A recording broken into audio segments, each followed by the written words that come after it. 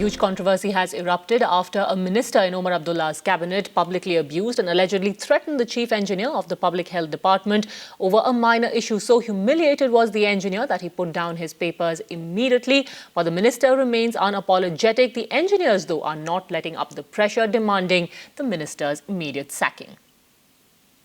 At present, we are simply on pen down strike. People should know, government should know that all the development works which are felt or which are visualized by our eyes is carried only by this engineering community. We are responsible for it, and government is supposed to take cognizance of this. If government sleeps over, like at present they are sleeping, Zahir hai, you will see the consequences. Next course of action will be decided by the Joint Action Committee. Right.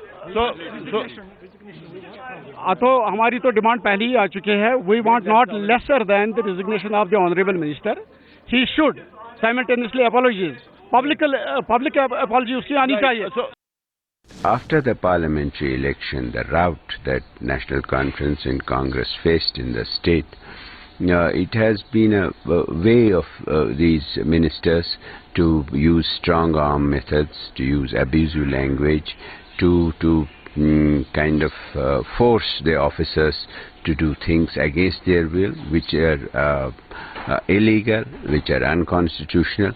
And in the state right now, there's an atmosphere of loot and anarchy. The ministers are trying to do everything, appointing people through the back door, making announcements on all kinds of projects, while the state treasury is empty.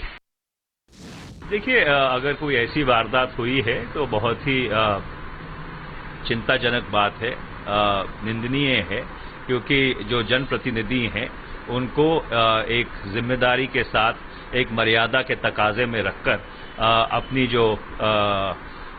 जो official duties हैं उनको क्रियान्वित करना चाहिए. In fact, the Congress, which is an ally of the National Conference, is also mounting pressure on the Omar Abdullah government, claiming that the Congress minister must apologize.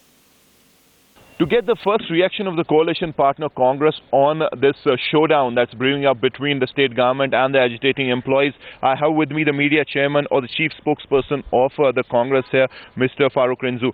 Sir, how do you see this whole situation? A minister once again seen on the wrong side of the law, basically humiliating and abusing a very high-ranking officer, and that too in the presence of some top ministers. How do you see he's resigned and there's a showdown that is literally bringing up? So how do you see the situation? Don't you think the minister should apologize? I think I see Kashmir is always a sensitive. Everything snowballs always in a big problems. And such things are required to be immediately solved. And morning I personally talked, because I know I had been myself one of the senior officers. I talked to he's my friend, Mr. Lanka.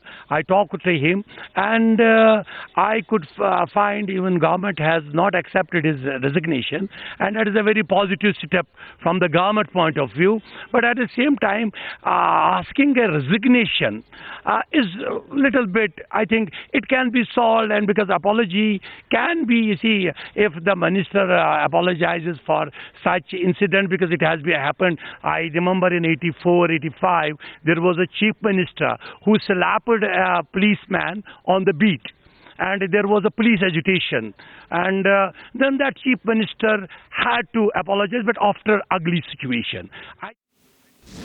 Meanwhile, the chief engineer who was abused, threatened and humiliated by Omar's minister has resigned. He should not have done that. He used aggressive and abusive language from minute one of the meeting. I don't know why he should have done that. He may be knowing better why he did it. Right. So I left the meeting because I didn't want the meeting to be get more bad after that. It would not have been proper for me, because he's after all a cabinet minister. Why should we take casualties with anyone? In the middle of all the anger that his action has precipitated, the state cabinet minister is absolutely remorseless, not even ready to apologize for his arrogance.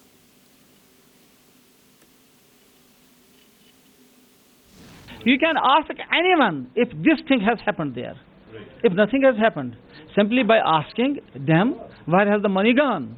If they say that I have abused them, let them say. I will be the last person to beg apology. No, not at all. What for should I apologize and why should I apologize? If a public person, a public man, who has a commitment with his people, if he asks that the scheme should be implemented, and they say that where the man of integrity will not answer and leave the room,